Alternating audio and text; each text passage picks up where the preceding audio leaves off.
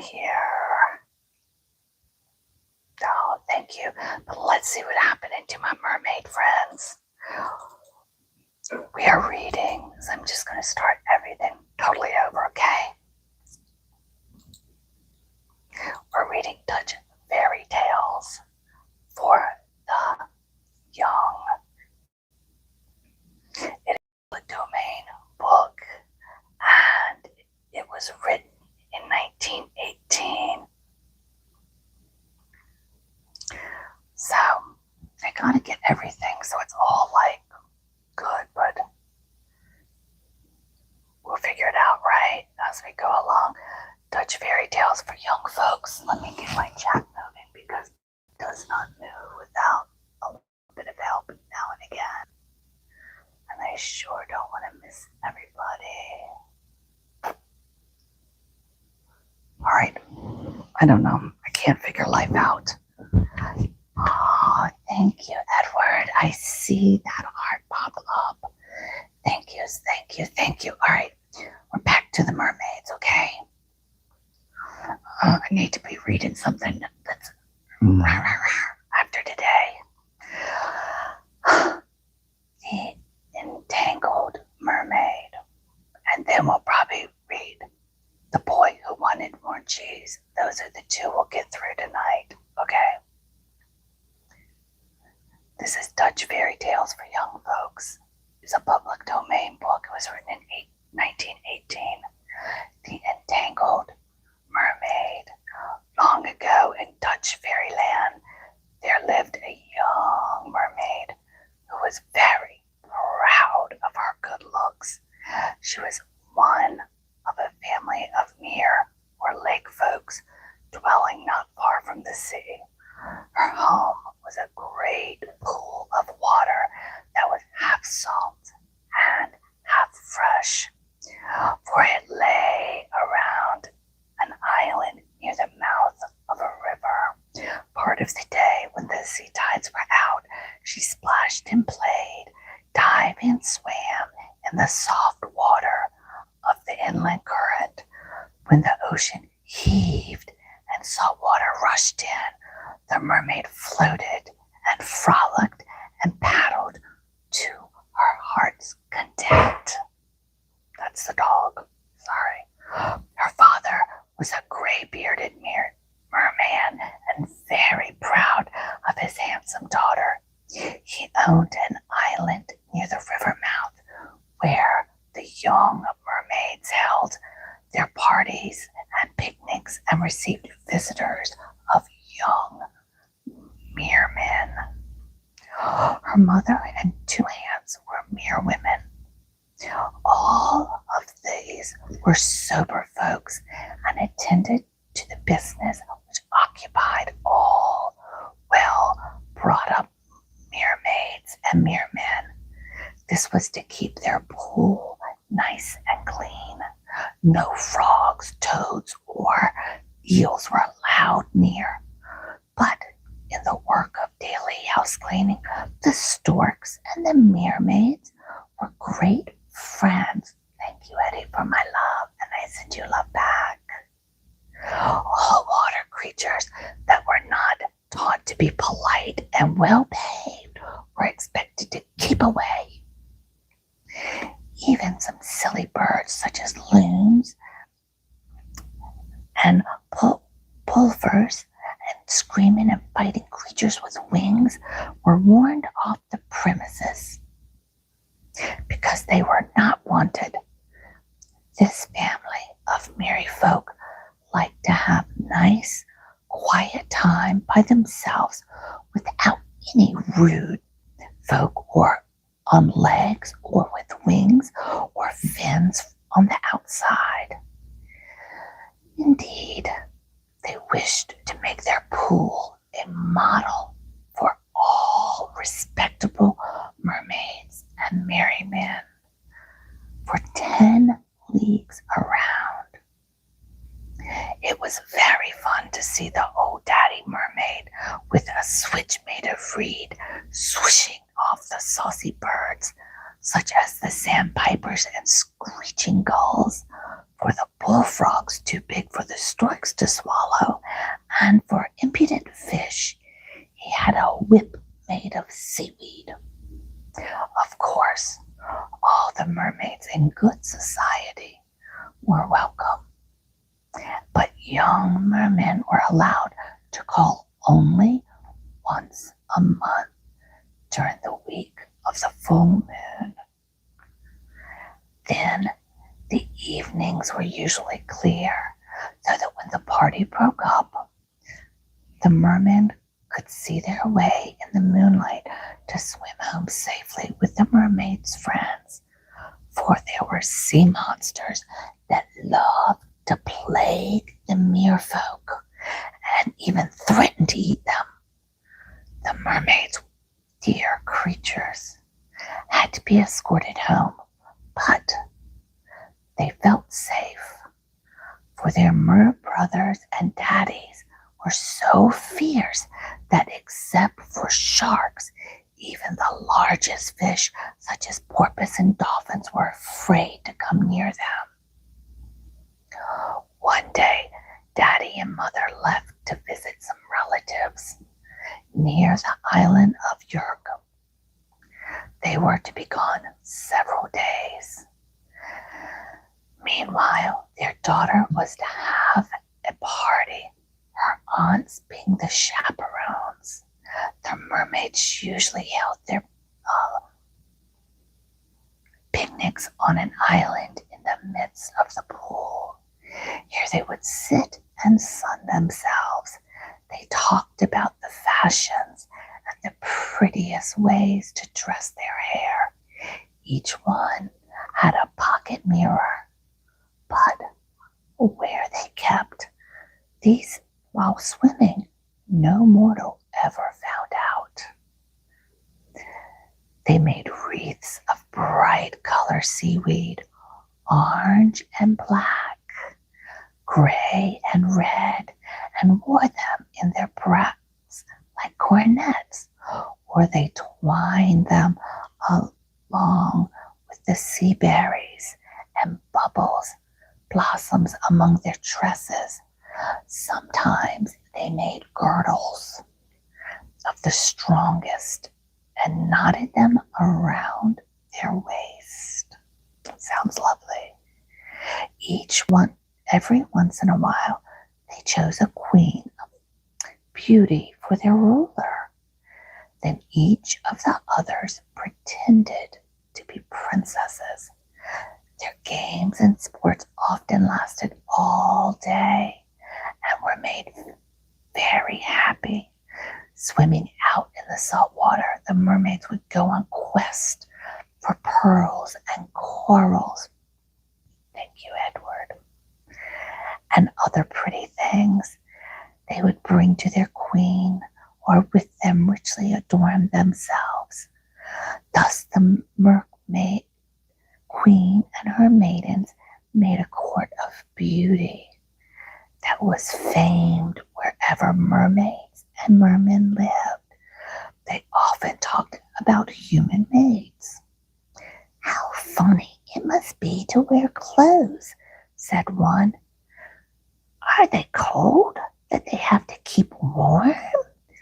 It was a little chit of a mermaid whose flippers had barely begun to grow into hands that asked this question. How can they swim with petticoats on? Asked another. My brother heard that real men wear wooden shoes. These must bother them when they're on the water to have their feet floating, said the third, whose name was Silver Scales. What a pity they don't have flukes like us. And then she looked at her own glistening, scaly coat in admiration.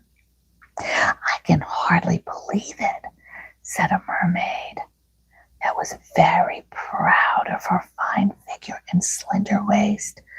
Their girls can't be half as pretty as we are. Well, I should like to be a real woman for a while, just to try it and see how it feels to walk on legs. said another rather demurely, as if afraid the other mermaids might not like her remark. They didn't. Out sounded a lusty chorus. No, no, horrible. What an idea. Who wouldn't be a mermaid? Why, I've heard, cried one, that real women have to work. Wash their husbands' clothes, milk cows, dig potatoes, scrub floors, and take care of cows. Who would want to be a woman? Not I. And she snubbed her nose. Since it could not turn up, grew it wide at the roots. She was sneering at the idea that a creature in petticoats could ever look lovelier than one in shining scales. Besides, she said, think of their big noses. And I'm told, too, that girls even have to wear hairpins. At this, the very thought that anyone should have to bind up their tresses, there was a shock of disgust with some, while others clasped their hands, partly in envy and partly in glee. But the funniest thing the mermaids heard of were gloves. They laughed heartily over such things as covers for the fingers. Just for fun, one of the little mermaids used to draw some bag-like seaweed over her hands to see how such things looked. One day, while sunning themselves in the grass on the island, one of their number found a bush on which foxgloves grew. Plucking these, she covered each of her fingers with a red flower. Then, flopping over to the other girls, she held up her gloved hand, half in fright and half in envy. They heard her story. After listening, the party was about to break up when suddenly a merman splashed into view. The tide was running out and the stream low, so he had had hard work to get through the fresh water of the river and to the island. His eyes dropped salt water as if he were crying. He looked tired. While puffing and blowing, he could hardly get out his breath. The queen of the mermaids asked him what he meant by coming among her maids at such an hour and in such a condition. At this, the bashful merman began to blubber. Some of the mere girls put their hands over their mouths to hide their laughing, while they winked at each other, and their eyes showed how they enjoyed the fun. To have a merman among them at this hour in broad daylight and crying was too much for dignity. Boo-hoo, boo-hoo, said the merman, still weeping saltwater tears as he tried to catch his breath. At last he talked sensibly. He warned the queen that a party of horrid men in wooden shoes with pickaxes, spades, and pumps were coming to drain the swamp and pump out the pool. He had heard they would make the river into a canal and build a dike that should keep out the ocean. Alas, alas, cried one mermaid, wringing her hands. Where shall we go when our pool is destroyed? We cannot live in the ocean all the time. Then she wept. The saltwater tears fell from her great round eyes in big drops. Hush, cried the queen. I don't believe the merman's story.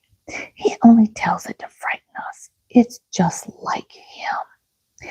In fact, the queen suspected that the merman's story was all a sham and that he had come among her maids with a set purpose to run off with silver scales. She was one of the prettiest mermaids in the company, but very young, vain, and frivolous. It was no secret that she and the merman were in love and wanted to get married. So the queen, without even thanking him, dismissed the swimming messenger. After dinner, the company broke up and the queen retired to her cave to take a long nap. She was quite tired after entertaining so much company. Besides, since Daddy and Mother were away, there was no beaux to entertain, since it was the dark night and no moon shining on the water. Why need she get up early in the morning? So the Mermaid Queen slept much longer than ever before. Indeed, it was not till sunset the next day that she awoke. Then, taking her comb and mirror in hand, she started to swim and splash in the pool in order to smooth out her tresses and get ready for supper. But oh, what a change from the day before! What was the matter? All around her things looked different. The water had fallen low and the pool was nearly empty. The river, instead of flowing, was quiet as a pond. Horrors! When she swam forward, what should she see but a dike and fences? An army of horrid men had come when she was asleep and built a dam. They had fenced around the swamp and were actually beginning to dig slushies to drain the land. Some were at work building a windmill to help in pumping out the water. The first thing she knew, she had bumped her pretty nose against the dam. She thought at once of escaping over the logs and into the sea. When she tried to clamber over the top and get through the fence, her hair got so entangled in the bars that she had to throw away her comb and mirror to try to untangle her tresses. The more she tried, the worse became the tangles. Soon her long hair was all twisted up in the timber. In vain she tried to struggle to escape. She was ready to die with fright when she saw 4 horrid men rushing up to seize her. She attempted to waddle away, but her long hair held her to the post and rails. Her modesty was so dreadfully shocking that she fainted away. When she came to herself, she found she was in a long tub. A crowd of curious little girls and boys were looking at her, for she was on show as a great curiosity. They were bound to see her and get their money's worth in looking, for they had paid a 2 cents admission to the show. Again, before all those eyes, her modesty was so shocked that she gave one groan, flopped over, and was no more. Woe, the poor father and mother at York. When they came back to find their old home gone, unable to get in, they swam out to the sea, never stopping until they reached Spitzbergen. What became of the body of the Mermaid Queen? Learned men came from Leyden to examine what was now only a specimen and to see how mermaids were made up. Then her skin was stuffed and glass eyes put in where her shining orbs had been. After this, her body was stuffed and mounted in a museum that is set up above a glass case and rested on iron rods. Artists came to Leyden to make pictures of her. No fewer than 9 noblemen copied her pretty form and features in their coat of arms.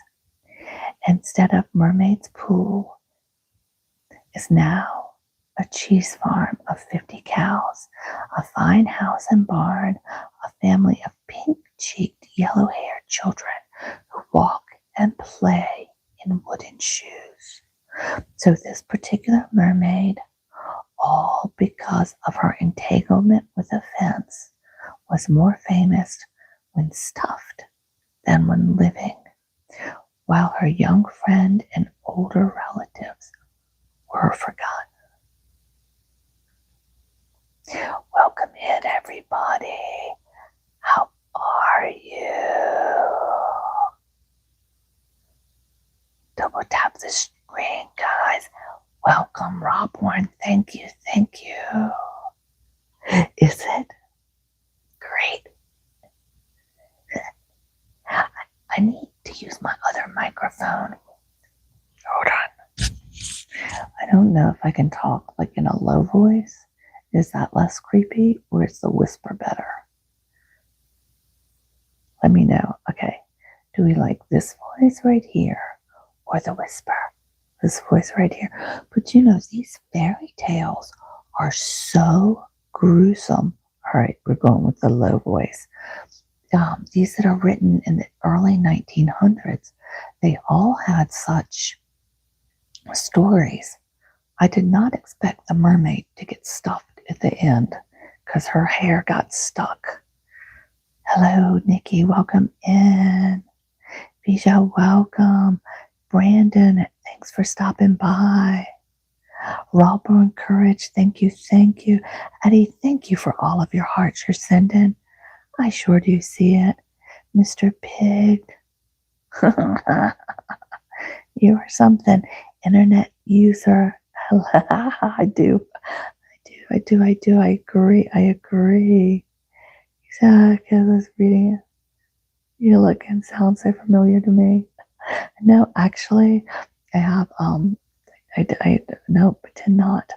But somebody was teasing me and said I look like the lady that drove the, reading Rainbow Bus, Mrs. Finkel, the commercial. It's like, oh, you look like Mrs. Finkel. Yeah, Magic School Bus. That lady is who I favor. So maybe, all right. So the next story I will read just like this. Thank you, Edward. All right, Jen, let's see how the next story is and how gruesome it is. All right, the boy who wanted more cheese. This one's for Edward. All right, Edward, I'm going to use your name in this story, okay? Edward von Brumble was a Dutch boy, 12 years old, who lived where cows were plentiful. He was over 5 feet high, weighed 100 pounds, and had rosy cheeks. His appetite was always good, and his mother declared his stomach had no bottom. His hair was of a color halfway between carrot and sweet potato. It was thick as reeds in the swamp and cut level from under one ear to another. Oh, Edward, you're too sweet. Edward stood in a pair of timber shoes that made an awful rattle when he ran fast to catch a rabbit or scuffled slowly along to school over the brick road of his village. In summer, Klaus was dressed in a rough blue linen blouse. In winter, he wore woolen breeches as wide as coffee bags. They were called bell trousers, and in shapes were like a couple of cowbells turned upward. These were buttoned on to a thick, warm jacket until he was 5 years old. Klaus was dressed like his sisters. Then on his birthday, he had boy clothes with 2 pockets in them, of which he was very proud. Oh, sorry, Edward. I meant to use your name. Edward was a farmer's boy. He had rye bread and fresh milk for breakfast. At dinner time, besides cheese and bread, he was given a plate heaped with boiled potatoes. Into those he first plunged a fork, and then dipped each round, white ball into a bowl of hot, melted butter. Very quickly, then, did the potato and butter disappear down the red lane. At supper, Edward had bread and skim milk left after the cream had been taken off, with a saucer to make butter. Twice a week, the children enjoyed a bowl of bonny clabber or curd, with little brown sugar sprinkled on top. But at every meal there was cheese, usually in thin slices, which the boy thought not thick enough. When Edward went to bed, he usually fell asleep as soon as his shock of yellow hair touched the pillow.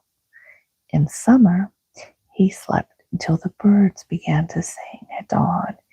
In winter, when the bed felt warm and Jack Frost was lively, he often heard the cows talking in their way before he jumped out of his bag of straw, which served as a mattress. The Von Brummels were not rich, but everything was shiny clean. There was always plenty to eat at the Van Brummel's house. Stacks of rye bread, a yard long and thicker than a man's arm, stood on end in the corner of the coal-lined basement. The loaves of dough were put in the oven once a week.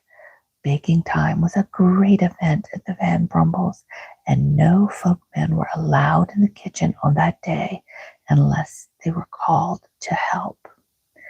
As the 4 milk pails and pans, filled or emptied, scrubbed or sat in the sun every day to dry, and the cheeses piled up in the pantry, there seemed sometimes enough food to feed a small army. But Edward always wanted more cheese. In other ways, he was a very good boy, obedient at home, always ready to work on the cow farm, and diligent at school. But at the table, he never had enough.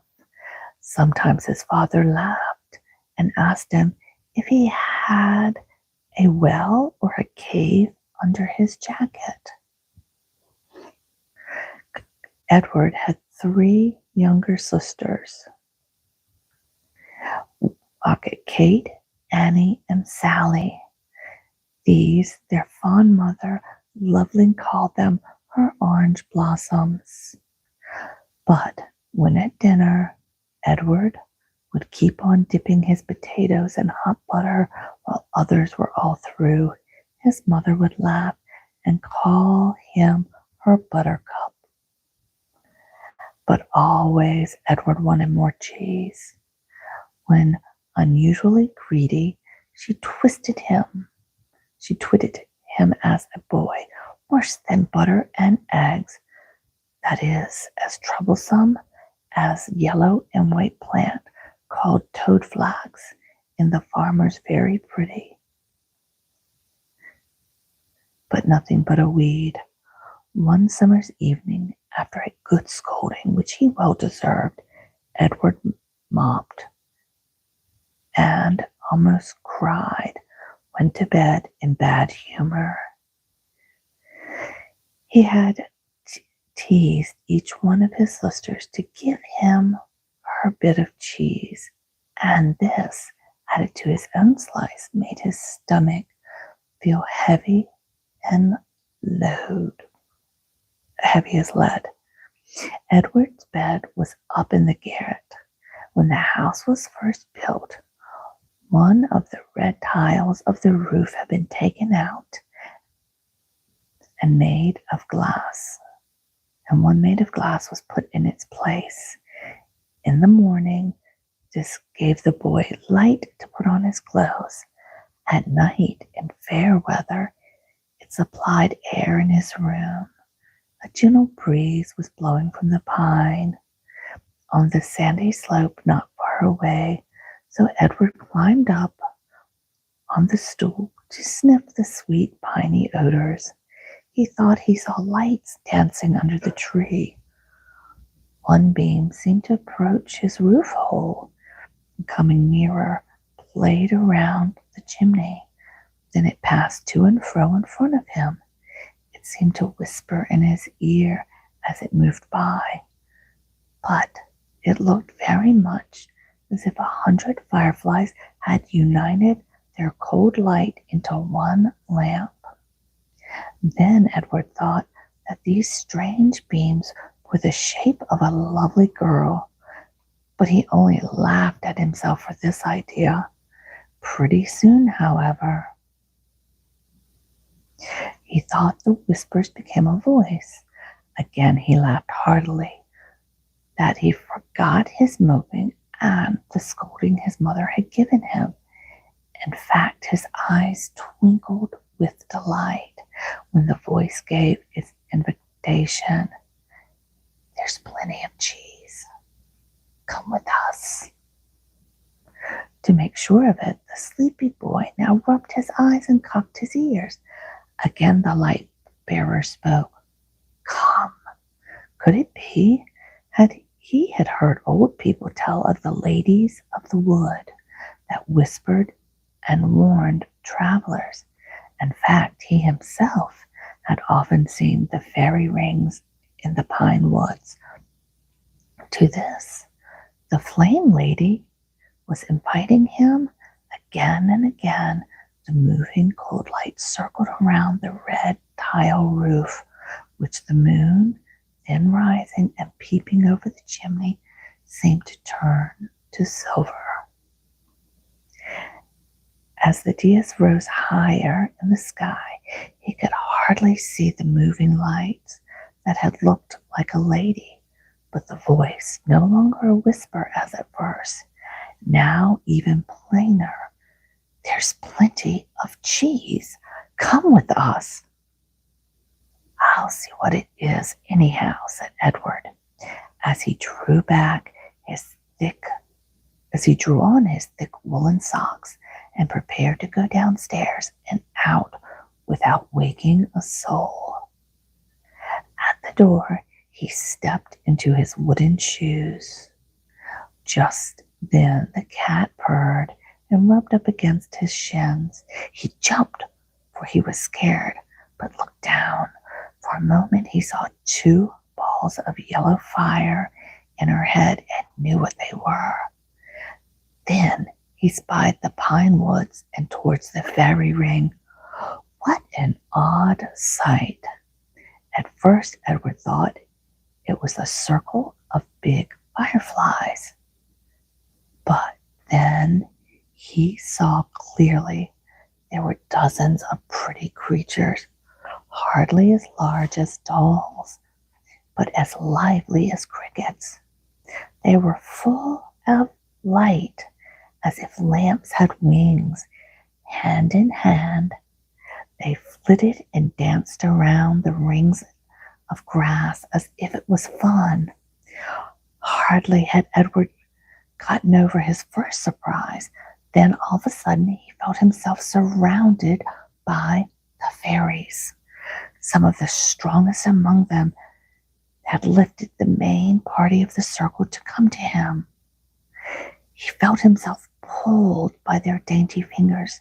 One of them, the loveliest of all, whispered in his ear, "Come, you must dance with us." Then a dozen of the pretty creatures surrounded and murmured in chorus, "Plenty of cheese here, plenty of cheese here. Come on, come on." Upon this, the heels of Edward seemed to light as a feather. In a moment, with both hands clasped in those of the fairies, he was dancing in high glee. It was much fun, as if you were at a party with rows of boys and girls, hand in hand, swinging along the streets as Dutch maids and youth do during the Kermish week. Kermish, I don't know. Edward had not time to look hard at the fairies, for he was too full of fun. He danced and danced all night until the skies in the east began to turn first gray and then rosy. Then he tumbled down tired out and fell asleep. His head lay on the inner curve of the fairy ring with his feet in the center. Edward was very happy, for he had no sense of being tired. He did not know he was asleep. He thought his fairy partners who had danced with him were now waiting on him to bring him cheese. With a golden knife, they sliced them off and fed him out of their own hands. How good it tasted! He thought now he could and would eat all the cheese he longed for. All his life, there was no mother to scold him or daddy to shake a finger at him. How delightful! But by and by, he wanted to stop eating and rest for a while. His jaw was tired. His stomach seemed loaded with cannonballs. He gasped for breath. But the fairies wouldn't let him stop, for Dutch fairies never get tired. Flying out of the sky from the north, south, east, and west they came, bringing cheese.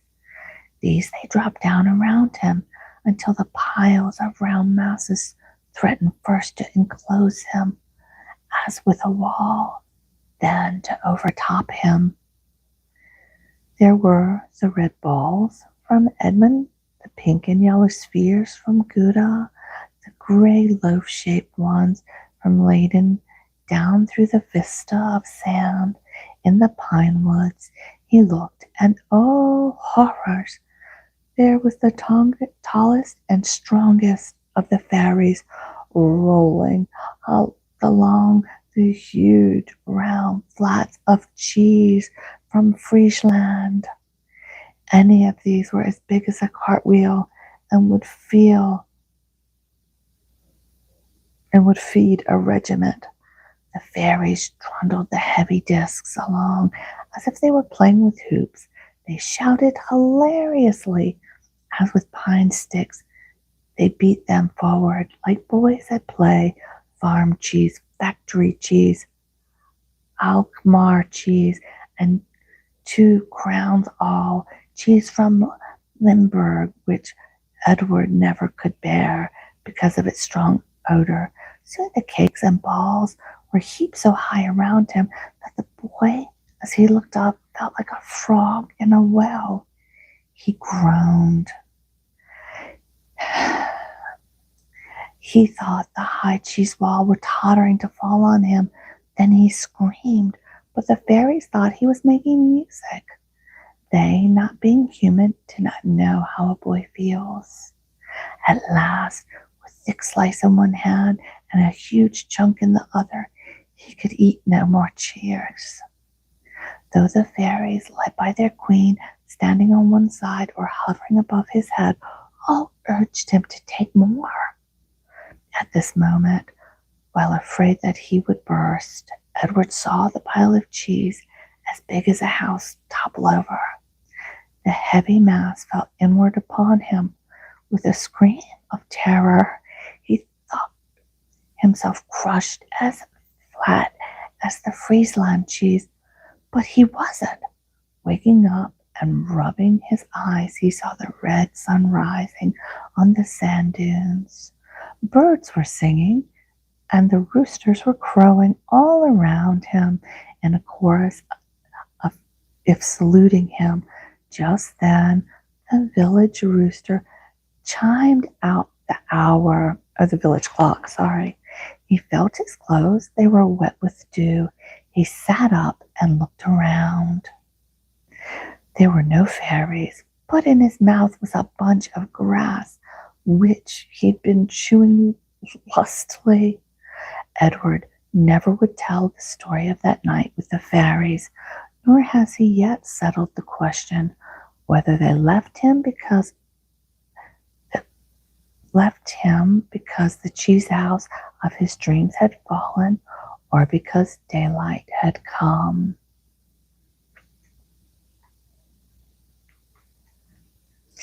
Let's see. How are you guys? Let me come back over. Thank you. You'll always be my superior white goddess. Ah. And thanks, God. Blessings. Yeah, that's right. My sister. Hey. Thank you. I don't look like really are. That's right, Nikki. Be okay. Thanks for reading. Well, I think the soft voice, they said the whisper sounded creepy, so I had to switch to the softer voice. Oops, sorry guys. I hope everybody's having a great night. I was ready to start the last week of November. Can you believe it? Time is just going. If you're here in the United States, I hope that everybody travels safely wherever you're traveling for the holidays. I know Canada, dear Canada, has already had their Thanksgiving, but it's our turn now, right? So that is what we're doing. But I am just home from all of my traveling. Thank you, Edward, for all of the jewels that you bestowed upon me tonight. I feel so blessed. Thank you for being here, Nikki. I don't know what happened last time. I just had a wild thing. Thanksgiving is a nice holiday made up by humans. Absolutely, aren't they all? You know? And it wasn't, I believe the history of Thanksgiving, I don't think it came until the 40s, right? Or I want to say it was put on the calendars in the 1940s. Somebody Google that in the 30s or 40s. But it's a holiday that was invented in the 1900s. I do know that. I just can't remember which year. And isn't it funny that turkey season for most of this country, you're so young. That's so cute. Eddie said he's too young to know. And my phone is recording, so I don't know. Oh, I don't talk about that. But thank you. Thank you for asking. Yeah. I don't get into politics, religion, anything like that over here. Anything kind of controversial. I'm just here to do some ASMR, to read some stories, to crack some nuts, which, by the way, it is nut season. And I have gotten tons of nuts to crack. I have tons of nuts. Tons of nuts. Pecan season is here, and it is nut season. So we will definitely go back to some good old-fashioned cracking. I will be live on Tuesday doing a reading. So go on and throw a thumbs up in the chat if you want one more story for the night. If not, we'll go. Exactly. All right, Edward wants one more story. Nikki, you want one more story, my sis? All right, Edward wins. One more story, and I know Nikki does because she's at home bored. I'm at home bored, so she made me come live. Yes. All right, Edward wins. Edward for the win. And then we will say goodnight. We'll all snuggle down. The princess with 20 petticoats. I think I'm going to wear a skirt tomorrow. Long ago, before even the blue flax flower bloomed in Holland, and when Dutch mothers wore wolfskin clothes, there was a little princess, very much beloved by her father, who was a great king and war chief. She was very pretty and fond of seeing herself. There were no metal mirrors in those days, nor any looking glass. So she went into the woods, and before the pool and the deep, quiet water courses made reflections of her own lovely face. Of this pleasure she never seemed weary, yet sometimes this little princess was very naughty. Then her temper was not nearly so sweet as her face. She would play in the sand and roll around in the woods among the leaves and bushes until her curls were all tangled up. And when her nurse combed out her hair with a stone comb, for no other kind were then known, she would fret and scold and often stomp her foot. When very angry, she called her nurse or governess an roach, a big beast-like buffalo. At this, the maid put up her hand to her face. Me? On a roach? Horrible. Then she would feel her forehead to see if horns were growing there. The nurse, they called her governess, as the years went on, grew tired of the behavior of the young princess. Sometimes she went and told her mother how naughty her daughter was, even calling her a roach. Then the little girl only showed her bad temper worse. She rolled among the leaves all the more and mussed up her ringlets so that the governess could hardly comb them out smooth again.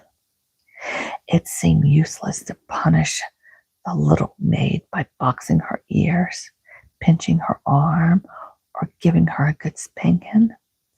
They even tried to improve her temper by taking away her dinner, but it did no good. Then the governess and the mother went together to the father.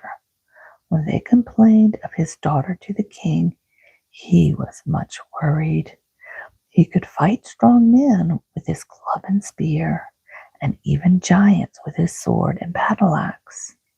But how to correct his little daughter, whom he loved as his own eyes, was too much for him. He had no son, and the princess was his only child, and the hopes of the family all rested on her. The king wondered how he would govern his people after he should die if she became the queen. Yet he was glad for one thing, that with all her naughtiness, she was like her father. Always kind to animals, her pet was a little roach calf. Some hunters had killed the mother of the poor thing in the winter time, so the princess kept the creature warm and fed it out of her hand daily. It was in gloom and with a sad face that the king walked into the woods, thinking how to make a sweet-tempered lady out of his petulant daughter, who was fast growing up to be a tall, fine-looking woman. Now, when the king had been himself a little boy, he was very kind to all living creatures, wild and tame, dumb and with voice, yes, even to the trees in the forest. When a prince, the boy would never let the axeman cut down an oak until they first begged pardon of the fairy that lived in the tree. There was one big oak especially, which was near the mansion of his father the king. It was said that the doctor found little babies in its leafy branches and brought them to their mothers. The prince boy took great care of this tree. He was taught by a wise man to cut off the dead limbs, keep off the worms, and warn away all people seeking to break its branches, even for Yuletide, which came at our Christmas time. Once, when some hunters had chased a young she-roach with her 2 calves into the king's park, the prince thought he was only then a little boy. The prince, though he was only, ran out and drove the rough fellows away. Then he sheltered and fed the Aroach family of 3 until they were fresh and fat. After this, he sent a skilled hunter to intimate the sound of the Aroach mother, to call the Aroach father to the edge of the woods. He then let them all go free and was happy to see the dumb brutes frisking together. Now that the boy prince was grown to a man and had long been king, he had forgotten all about the incidents of his early years. He was one day walking in the forest. Suddenly, a gentle breeze arose, and the leaves of the old oak tree began first to rustle and then to whisper. Soon the words were clear, and the spirit of the oak said, I've seen 1,000 years pass by since I was an acorn planted here. In a few moments I shall die and fall down. Cut my body into staves. Of these make a wooden petticoat like a barrel for your daughter. When her temper is bad, put it on and wear it until she promises to be good. The king was sad as he thought of losing the grand old tree under which he had played as a boy and his father before him. His countenance fell. Cheer up, my friend, said the oak, for something better shall follow. When I pass away, you will find on the spot a blue flower growing. Where the forest was shall be fields on which the sun shines. Then, if your daughter be good, young women shall spin something prettier than wooden petticoats. Watch for the blue flower.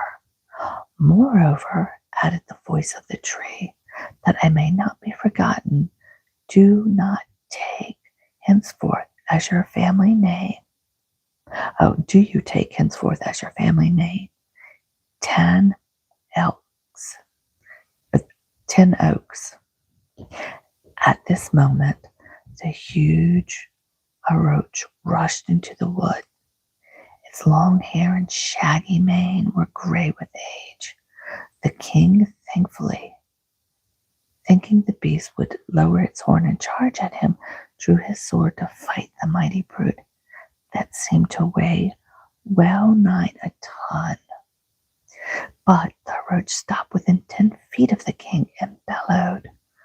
But in a minute or two, the bellowing changed to a voice, and the king heard these good words, I die with the oak, for we are brothers, kept under an enchantment for 1,000 years, which is to end in a few moments. Neither a tree nor a roach can forget your kindness to us. When you were a prince, as soon as our spirits are released, and we go back to our home in the moon, saw off my right horn and make it a comb to use for your daughter's curls. It will be smoother than a stone. In a moment, a tempest arose, which drove the king for shelter. behind some rocks hard by. After a few minutes, the wind ceased and the sky was clear. The king looked, and there lay the oak fallen at full length, and the roaches lay lifeless beside it. Just then the king's woodmen, who were out thinking their master might be hurt, drew near. He ordered them to take out the right horn of the roach and split it part of the oak for staves. The next day they made a wooden petticoat and a horn comb. They were such novelties that nearly every woman in the kingdom came to see them.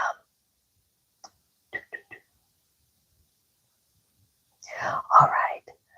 After this, the king called himself Lord of the Land of 10 Oaks, and ever after this was his family name, which all his descendants bore.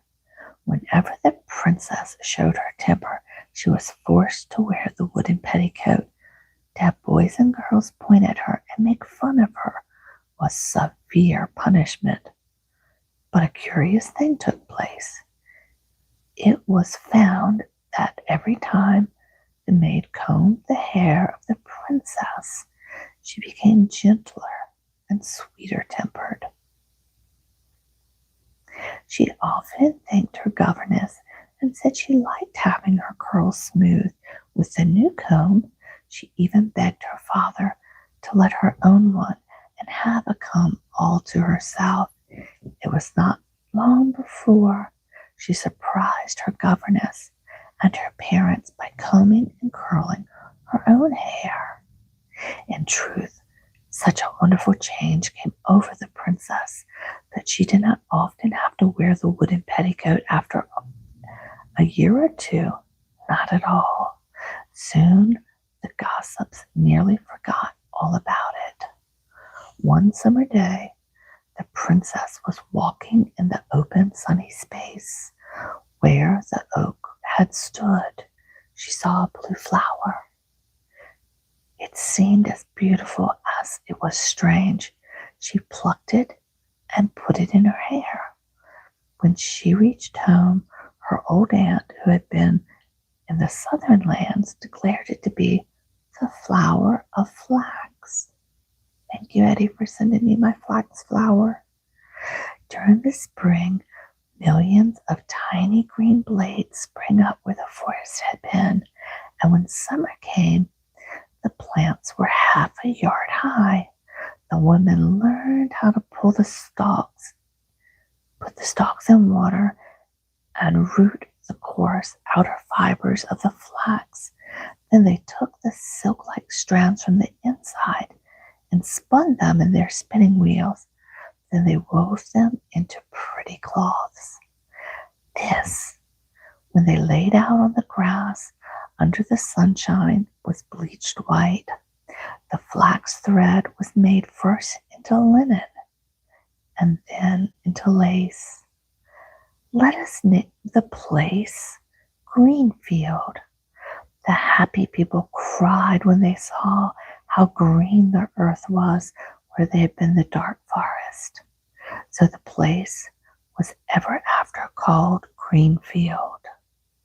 Now, when the princess saw what pretty clothes the Snow White linen made, she invented a new style of dress.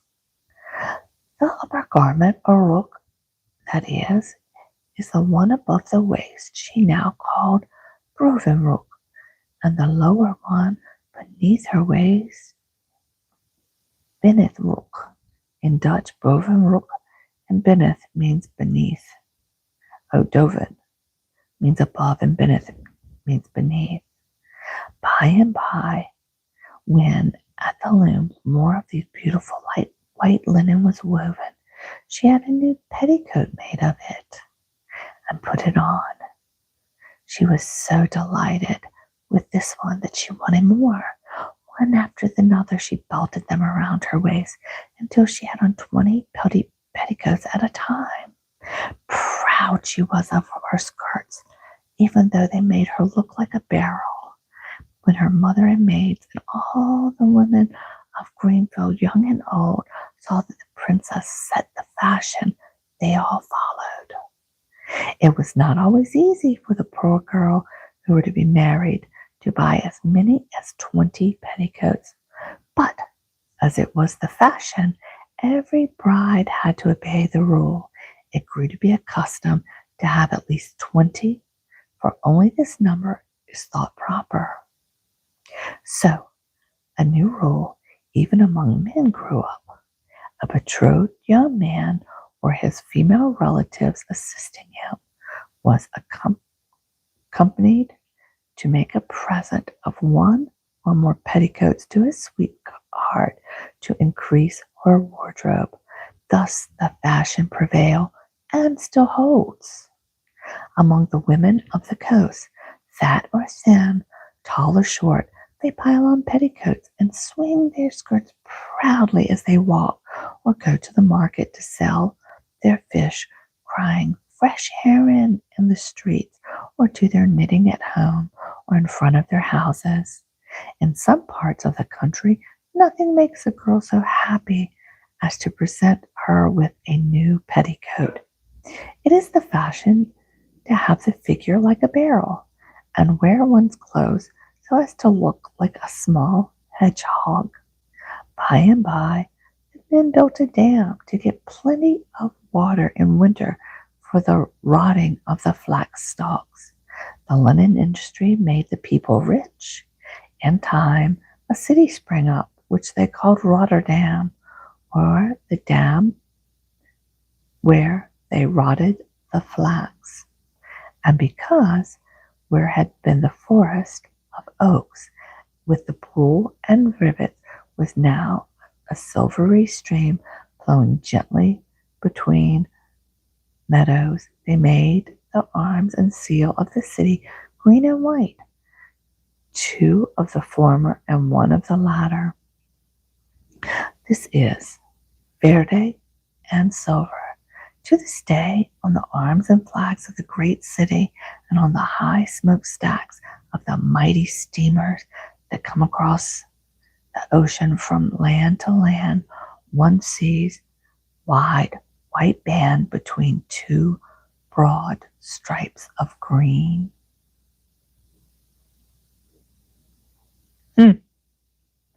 Well, that was a little history with our Dutch fairy tale, yes? Some of these are tricky because, hi Lucy, welcome, welcome. Oh, I respect you, Edward. Thank you, thank you. So you are beautiful to have with my sister.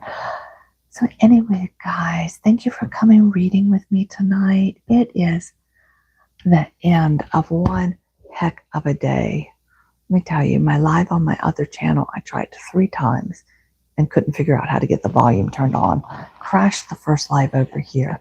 We got through it, had to change places, but I got a new lovely backdrop to go with this one, so it works out well. Anyway, with that being said, thank you all for coming over to Fabulous Nuts ASMR and spending some time with me. I hope you find these stories relaxing and enjoyable. I really enjoy reading them and as a way to relax. So I hope you do as well. With that being said, everybody get in bed. It's time to go to sleep. Have a fabulously nutty rest of your night. We shall do it all again on Tuesday, and maybe we have a pop-up live on Wednesday to see, because Thursday is the holiday. Alrighty, guys, thanks once again for spending some time over here with me.